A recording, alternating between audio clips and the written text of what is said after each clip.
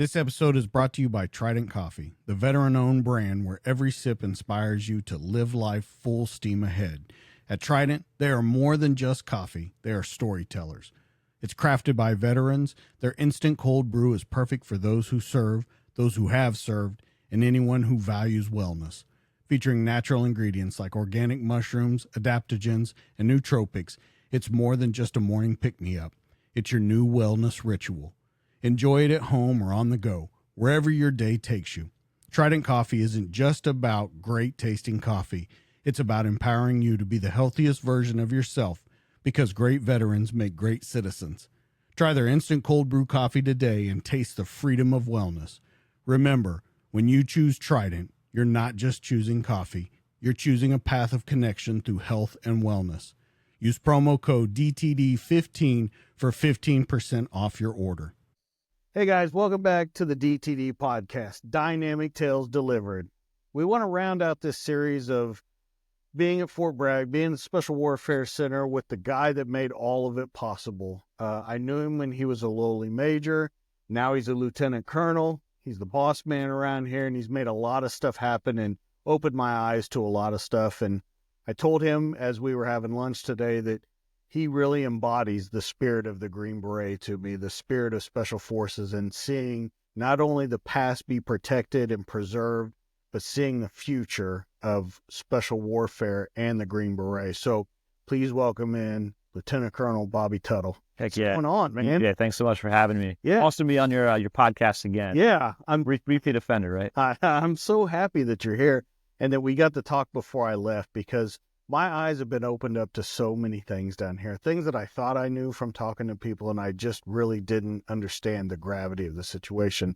So I want to talk kind of about what your job is here now, what you brought me down here to do, and then how we're going to team up together to do it. Yeah, absolutely. So right now I work as the Director of Outreach and Strategic Communications with a goal to inform and influence people to know more about what we do in Army Special Operations here at Fort Liberty.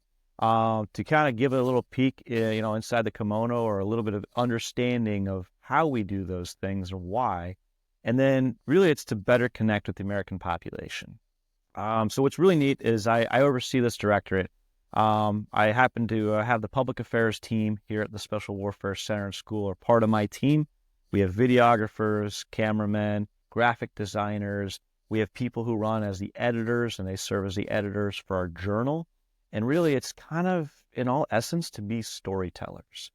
It's one of those things that I'm extremely passionate about, because if we don't capture and tell these stories, and we don't do a good job of, proliferating those stories or having them and passing them down to the next generation of Americans or soldiers or special operations members, then it kind of gets lost. And so really my job, which I'm having a really fun time doing, is bringing people in who may not have, a direct connection to our Army Special Operations, and showing them what we're about. And if, throughout your visit over the past few days, you got to talk to people across our formation. You saw students who came through the Special Forces qualification course and have toughed it out and volunteered and earned their Green Beret. You also saw their family members who have this immense pride in what their son or daughter has accomplished, and this new sense of patriotism, but also a level of confidence and comfort in their ability to serve the United States and our Army and what we're going to ask of them to do across the globe. And so bringing you in here was awesome. We got to see the graduation yesterday, and that brought in Green Berets from all the operational groups. I would call it, the graybeards, of which you got a nice one right now. Yeah, I do. The graybeards, which is a term of endearment for our Special Forces members who are, no longer serving with us, but are out in the community doing great things and being, productive members of society and rocking in the community. And they got to come and celebrate this newest generation, this newest class of Special Forces graduates. And really that shows the past, the present, the future all tied together. And it allows this really nice continuity for those newest members to take pride in donning and wearing that Green Beret for the guys that came before them, understanding the missions and the sacrifice, but also realizing they have a legacy to uphold. and they get to earn that Green Beret every day. They wear it, and that they are looked upon as coach, as a mentor, as a person who's accomplished something pretty good. And now people want to really ask their advice and kind of seek that from them. And so they have a hard job ahead of them to represent that. But I know they're cut from that cloth and they're excited about it. And bringing you here was just helping to share a little bit about our community, what we do as cadre, as instructors on the creating Special Forces side, but also let you tease out some of those stories about how we're just people too. And we're dads, husbands, moms, daughters, and we are excited, to be able to be great Americans and share in the Special Operations Regiment and serve our country together. And I think that, when you talk about the Special Operations community, I think people just think Green Beret, or they just think the Rangers, or they just think Delta. But being here in the campus on Fort Liberty just encompasses everything. You have PSYOPs going on, civil affairs, you have all of these different things that are going on that I don't think a lot of people look into. And you've made it very abundantly clear to me while I've been here that, hey, we're not just this and we're not just that. We can't be, and we never will be, pigeonholed into one thing. That we are trying to fight these wars, and not only that, but be in these countries all over the world on so many different fronts that even if they tried to slow us down, they couldn't, because we'd just pop up in another hole. So, that's what's been incredible. The most incredible to me is the stuff that we've talked about, the places that we've toured. When we talked about the language school and stuff, being able to get a class up and running in 6 months' time and have people out within a year operating in a country where a language that was never taught, and we already have operators on the ground working, is absolutely incredible. And it goes to show what is actually going on here, the incredible amount of determination and grit and just gritty wanting to get into it ideas that are around here.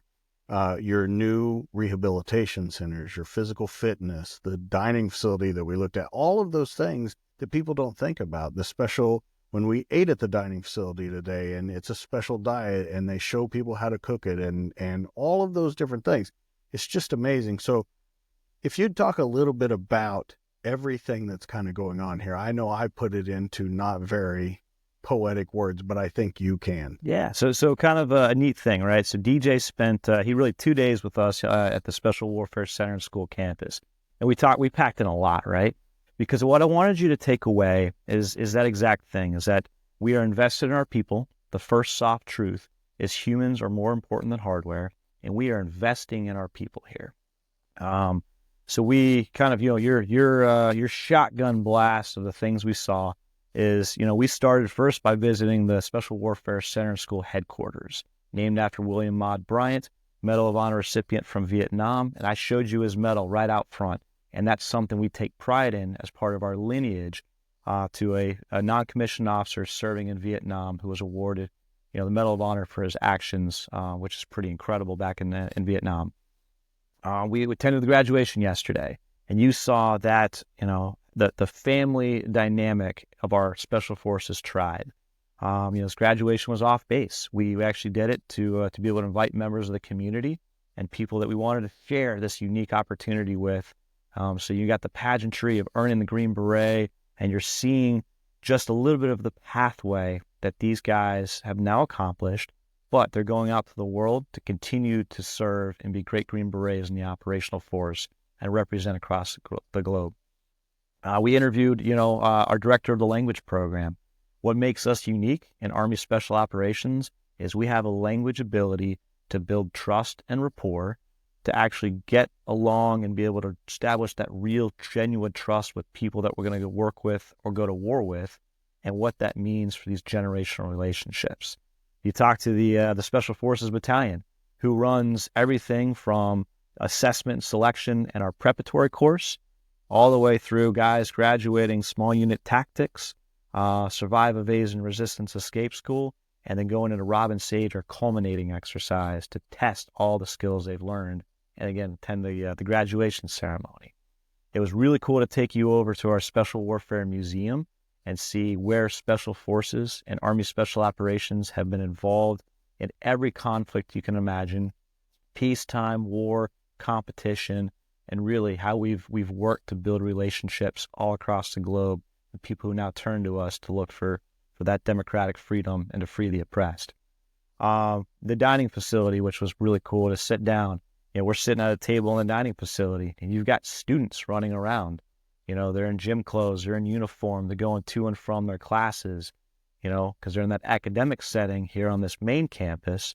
And then when they go out to Camp McCall, they're in commando camp, camoed up in the woods, doing ambushes and raids and using their language and survival techniques in the field to really test and hone. And then, getting the chance just to pass by the John F. Kennedy Chapel and understand, the significance of the chapel itself and where we hold those ceremonies where individuals who come back who might be killed in combat or members of our community who pass later in life as well, and how we honor them on our campus here in the chapel. And right adjacent to that, it's Hispanic Heritage Month, Yeah. right? And so we've got, our Spanish class, which, cooking foods native to the regions they're going to deploy to and work in. And they're doing, learning dances and learning the folklore and the poems of the places and of the people that they're going to work with, to develop those relationships. So we've packed a lot in here. And what I just think is unique is like the Special Warfare Center and School, no day is the same. No day is the same. When you get into work, you've got, suns coming up in the morning, and you've got students who are out doing land navigation and ruck marches and really honing their feet and their shoulders to go carry these heavy rucksacks, of which they'll do in, the testing phase out at Camp McCall. And then, of course, when we're working in the jungles of Thailand or the Philippines or wherever we send them. You might have coffee with some of the graybeards that are kind of lingering on campus and looking to mentor some of the younger guys, and you tease out these stories from the Cold War. You tease out these stories from Korea and Vietnam and the Desert Storm, Desert Shield, or the early days of the global war on terror. And it's amazing to get that mentorship from them. We might have, distinguished visitors coming from, whether that's Korea, Moldova, you name the country that we partner with. We've got international students on campus that you're going to see and mentor and be around. That really shows the strength of these partnerships that we have and their ability to come and train with us as we go train with them in their schools too, because we're going to be, combat tested together. And then in the afternoon, you might have an awards ceremony or an invocation ceremony or dedication ceremony to people who have earned, a significant membership in our regiment for civil affairs, psychological operations, and special forces. And so no day is the same here. It's pretty incredible to see all the things that we do, whether that's training, education, producing doctrine, developing international relations with our partners, and then really producing the best quality special operations people we can to go out to the operational force and do great things on our behalf.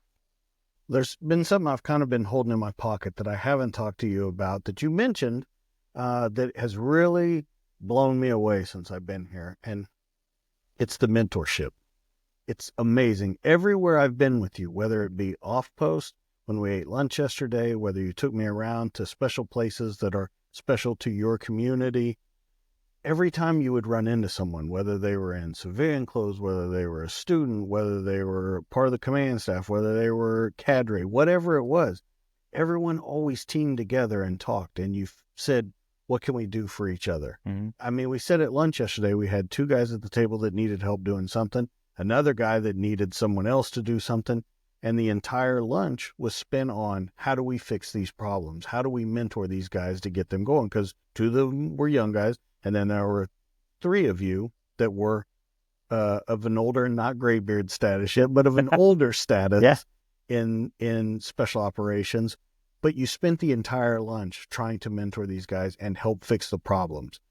That has blown me away since I've been here. And it's everywhere we've been, whether it was when I was out eating dinner with other people, they would run into people and they would talk about what was going on. Can you talk about how that family is special and why it's so important that this mentoring goes on? Because I haven't seen one person pass it up yet. Yeah. If I look at any school or Army training event that I've ever been to, even joining the Army, for example, um, uh, I was never able to do it all on my own, right? Um, Surrounded by great people or seeking out mentorship or people seeking out me to be a mentee. When you go through a really hard school in the Army, when you go through combat, when you go through anything kind of that life challenge, you're not alone. You don't do it by yourself. Kind of a funny saying is that when you graduate Ranger School, you didn't quite earn your tab. It's all the buddies around you who helped you earn that tab. You just didn't do it by yourself. It's the exact same thing in the special operations community. No one person comes here all by themselves and is left to do it by themselves.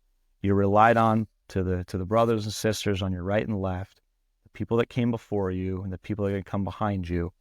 And that's how you do it. You do it as a member of a team. So when we were at Charlie Mike's yesterday, right, the Special Forces bar downtown, and we're telling stories and we're reflecting on some of the soldiers that came before us and the people that I know on a personal level who gave the ultimate sacrifice.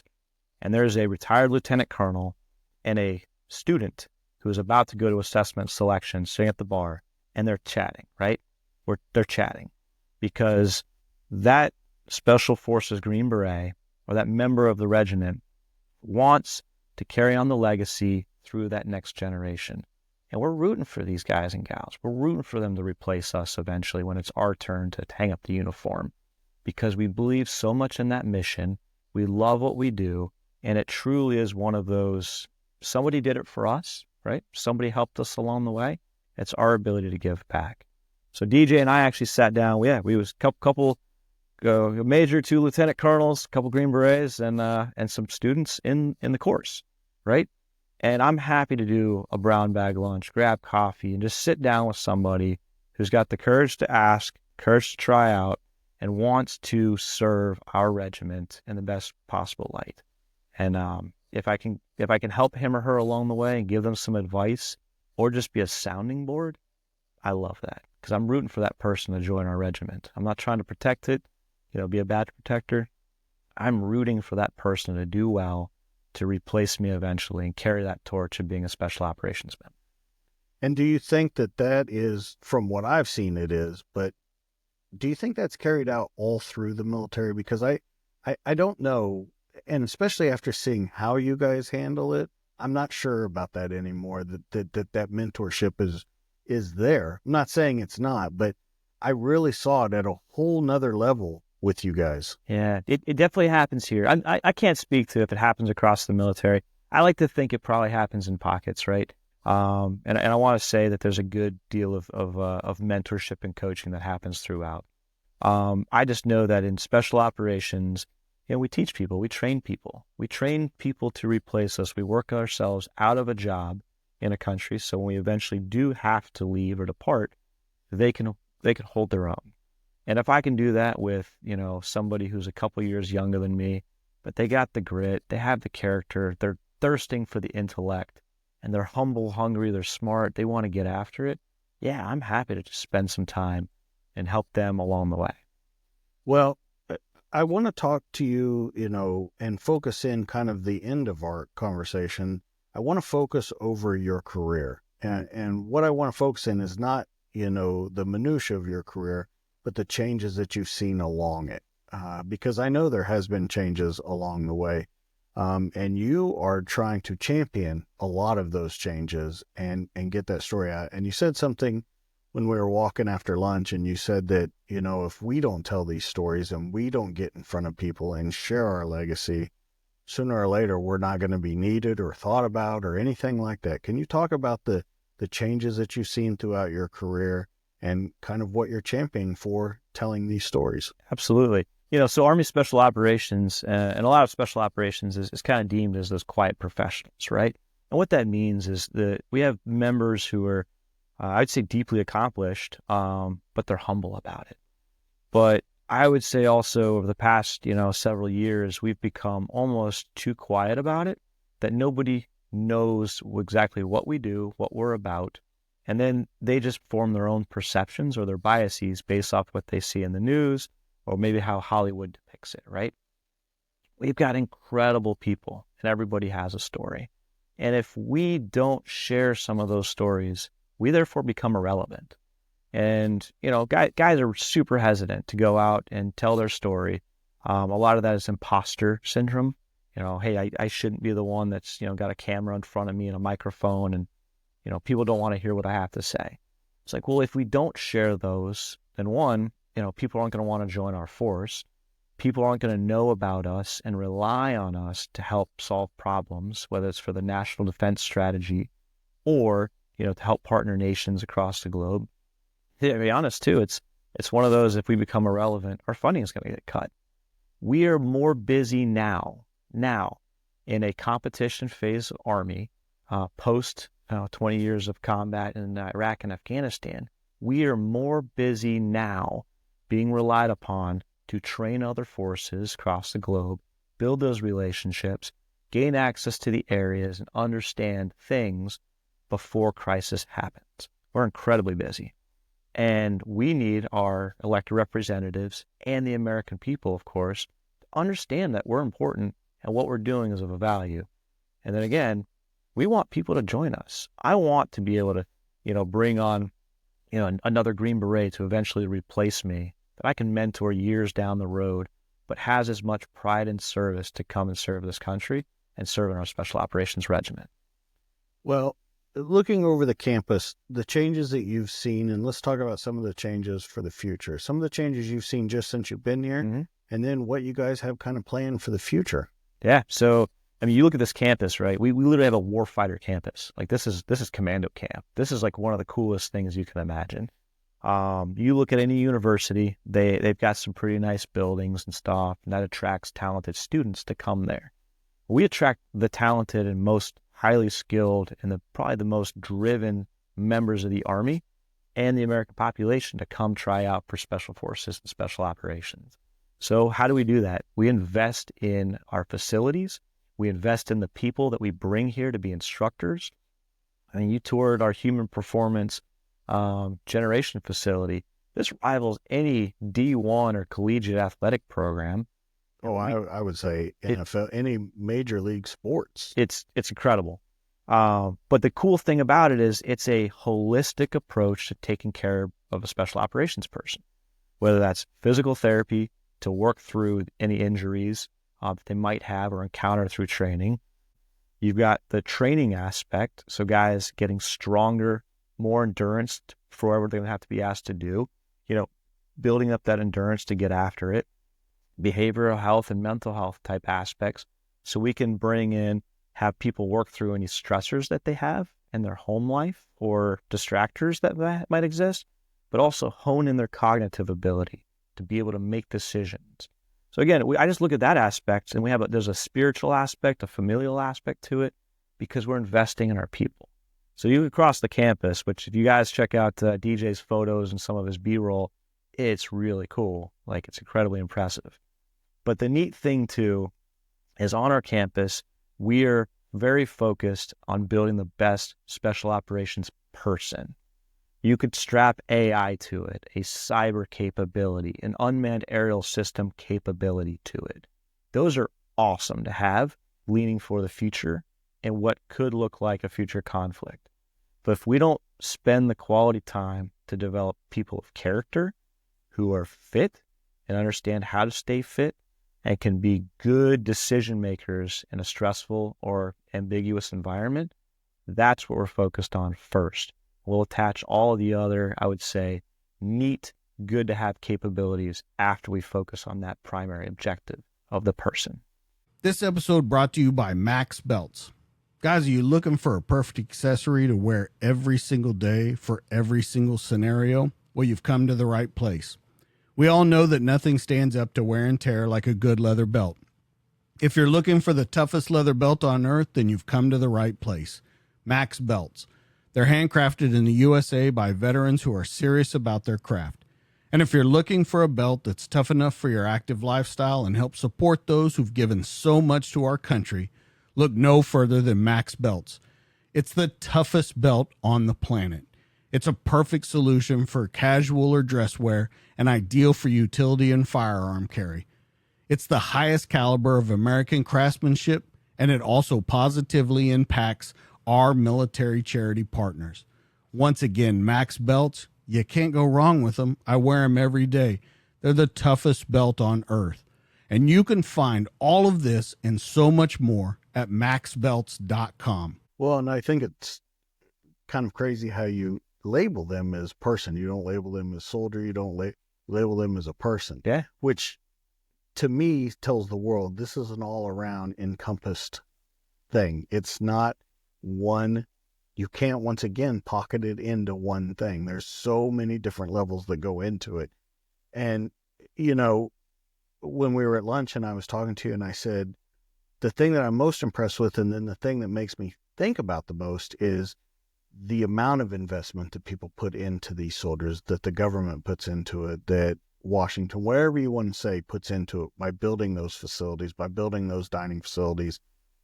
And I told you, I wonder how much better it would be if we did that everywhere. Yeah. For street level cops, for detectives that are new, for guys that are thinking about joining special forces but are still big Army, big military, whatever it may be. And you had an interesting answer to it of why they do it on this level, because it'll give us a litmus for everything else. So can you talk a little bit about that? Yeah. So, I mean, the special operations community is small comparative to the larger Army. So we're easy to test things out with, right? It's a little bit cheaper, of course, to try things out with our small community. And we're a little bit more agile. We're a little more quick because we don't have, as I would say, as large of a bureaucratic process. And you can try things out on our people and our facilities here. So I look at, what used to be our Thor 3 program and now morphed into human performance and wellness.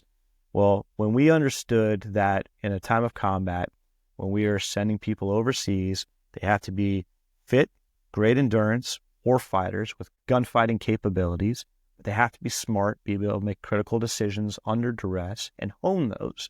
Come back and continue to maintain those and hone them. Well, the Army created H2F, which is a holistic health and fitness program, which mirrors what we do and allows their coaches and their trainers to help build tailored programs for the conventional force platoons or battalions or brigades to help them be best prepared for whatever deployment they're going to have in the future. So we're just very much an easy way to test some things out, get some good lessons and see what works in our environment. And the Army loves to adopt those too. And again, that makes us all better. That's if you're out there and trying to figure out what you want to do with your life, and you're listening to this podcast because you love DJ Kelly and the DTD podcast, and you're really inspired by this. It's like, well, hey, the Army specifically, not just special operations, but the Army has these incredible opportunities. They're going to help get you in a great shape. They're going to help hone your professional skills. You're going to get some great trade skills, some leadership abilities. You're going to be a great follower and know how to be a member of a team. You're going to probably see the world just for a couple of years, work with people from all across, different backgrounds in the Army and different backgrounds across the United States. And then you're going to have these great benefits too, whether it's going back to college, these life skills that you've now had, leadership abilities. You're going to be a very hot commodity for another company in the corporate world to hire on. And so that's just kind of a nice way of like, all right, there's some amazing opportunities. And again, special operations kind of gets it right here. We spread it out to the bigger Army, and coming to the Army is an amazing career option for a lot of people out there. Yeah, I couldn't agree more to you. I think when you're young, it teaches you about the world. You see what's good, what's bad.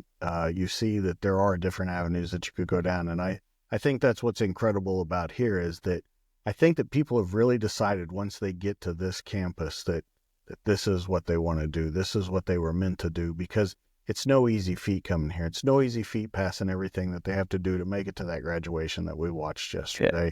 I mean, they have to put their mind, their body, their family completely to the test and see if this is it. And then when they reach the end of it, you have the best made product out in stores, out in the public's view. And that's what's been the most incredible thing about this whole trip to me, is just to see what all these guys go through that I had no idea was all encompassing with it too. And down to the very most basic level of just people being friendly and letting you into the community. I'm a complete outsider, but everyone has welcomed me with open arms, no matter who it was on the command staff, cadre, anybody has welcomed me and said, let's show you about this, and let's let your people that watch this show, that support the show, let's let them know what we do. And it's an amazing thing that you guys are doing. So let's kind of wrap this up by, what do you got planned for the future? What is the next big thing that we're going to do here? What is the next big idea that you guys have that you're really trying to get out to the people? Yeah, so great question. Let me kind of hit on one of the things about the graduation yesterday. Okay. Mine real quick is, did you see the pride that every one of those family members had in their brand new graduate? Like the glowing pride that people actually had in seeing their son or their husband or their nephew or whoever that was don their Green Beret and graduate. For me, getting to kind of see how excited they were and that sense of pride, but also they felt confident in the maturity, in the way that our special operations soldiers are going to be employed and taken care of by the Special Forces community. That's something I really took away yesterday. And take it a step further. Yeah. How about the Green Berets that were there, that were already Green Berets, had been Green Berets, that had their families there with them for the ceremony? Yeah. That speaks volumes to say that it was important enough for them, even after all these years, to be at that where they're bringing in this new class of people. So I'll take the family thing that you said with pride and go a step further and say, look at the pride that still lingers after all these years. Yeah, absolutely. It's one of those, like, if we talked about if you introduce your if you're a dad of a service member and you introduce your son or daughter who happened to serve in the Army, like there's that kind of lump comes into the throat when you're introducing that person and why they're serving our nation, the accomplishment that they have, and that pride that you actually truly have to say, yeah, my son or daughter is now serving in our military. And I'm so damn proud of them. Like I saw a lot of that yesterday. It was so cool. So you're asking me, like, what's kind of next here at the Special Warfare Center and School? We could talk modernization efforts, right? We could talk about how, we have a robotics and unmanned systems integration course because we're integrating robots and AI into and some of the aspects of our training here. That is an interview to come. We've already started putting that in place. We could talk the professional marketing program and what that looks like in our PsyWar, soldiers, psychological operations soldiers coming through the PsyWar school, and how they're masters of influence and how they are building products, whether that's print, they're typing, imagery, or even using AI to create some of these things to help influence or deter people out there that we're trying to affect. We could talk about that all day. We could talk about, how we have a Olympic level D1 or collegiate level strength and conditioning program, like what you saw yesterday. We could talk about that. What I would say we want to talk about, though, is what are we doing next? Is we are very focused on what are we doing to replace the guys that we have now and continue to make sure that our mission in special operations is valued, that our people are able to continue to go out across the world and build relationships to help, foster those true relationships and make sure that the right nations are siding with the United States as opposed to our adversaries. That's what we're very focused on right now. I could talk that as far as, recruiting efforts to make sure we bring in the best and brightest from the American population, as well as from the Army itself and the Joint Force, the Marines that come over become Green Berets, and the Navy members and the Air Force. But really making sure that our special operations ranks are filled with the right people who demonstrate the right characteristics, the RSOF attributes, have character, are trainable, and can become a good teammate, and when in charge, be a great team leader. That's what we're very focused on right now. That's what our institution wants to make sure we get it right. And I bring that back to the basics. We want to make sure we bring in the right people from across the United States and our Army to come and serve in our ranks and be able to become the best special operations people they can. Well, and once again, I'll take it one step further. When we had lunch and you introduced me to the people who had come from other countries that were now working here. Yeah. And the amount of effort and the amount of knowledge that they had given to this school. And if we would have never taken a chance on them or others that came with them, we don't know where we would be. Mm-hmm. And we're talking about, like we talked about with the language program, where they're up and running in 6 months because we picked the best of the best to come here and teach that. And they take true pride in their work. Oh, yeah. And I once again, I can't say it enough, and I know I sound like a fanboy and all that kind of stuff, but it is absolutely amazing to me to see this at a human level, at a institutional level, and then out there when we go to the graduations and stuff as a worldwide level, because sitting in that auditorium were 167 people that were going to go all over the world and do good. It's amazing to see it. I completely agree. I'm humbled every time I get to see it. That's why I make sure I go every time the regimental first formation comes around, which is, maybe sometimes 3, maybe 4 times a year, but also to invite good friends that can sense the value, help kind of spread our message about it, but just get a better understanding. That's huge. Well, I am absolutely honored that I got to be here. It has been a whirlwind of 3 days. We've been a lot. Really grinding it out, but I can't imagine it being better. I can't wait, and I look forward to coming back again to seeing different aspects of stuff that we hadn't seen this time. And I really hope that everything that you're trying to make happens out there. DJ, thanks, man. Appreciate it. Yeah, no problem. Guys, that's going to be it for this week. Once again, Lieutenant Colonel Bobby Tuttle. We've talked to him before on the show. You've heard his story. You know how passionate he is about this and how passionate he is about the job that he has now. I was so honored to come here, and this is going to kind of wrap up this series about everything that's going on here at the Special Warfare Center. If you have questions, of course, talk to your recruiters. You can get online. Do you want to tell them anywhere that they can look into stuff like that? Yeah, so you can visit Go Army Soft, so Go Army SOF. Just type that into your browser, take you to our Special Operations recruiting page. You can reach out. So we have recruiting stations all across the United States as well. You can ask about what's called a Special Forces 18 X-ray contract. That's where we bring members, from the American population and invite them to come try out for Special Forces specifically. But there's other amazing career opportunities, right? Whether you're in high school, college, not sure what you want to do, you could be in the chess club, you could be an athlete, you could be in the book club, the debate club, you could be a gamer, whatever your forte is. We have a pretty awesome career opportunity menu of options within Special Operations.